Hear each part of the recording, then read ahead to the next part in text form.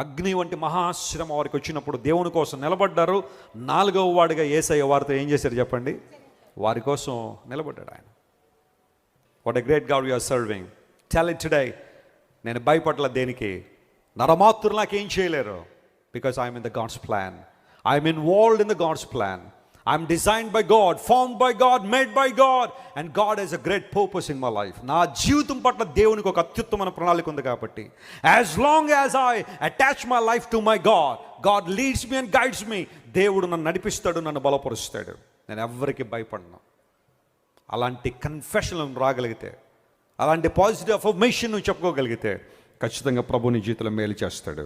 ఆయన రక్తం వలన పరిశుద్ధ స్థలంలో ప్రవేశించడానికి మన ధైర్యం వచ్చింది. ఆయన చిత్తానుసారంగా మనం ఏదడిగినా ఆయన మనమే ఆలకిస్తాడనే ధైర్యం మనకుంది. నరమాత్రుడు నాకేం చేయగలడు? మంచి ధైర్యంతో ఎందుకు చెప్పగలుగుతున్నాం అంటే, దేవుడు మనకి ఏం చేస్తాడు? ఆయన సహాయం చేసేవాడు.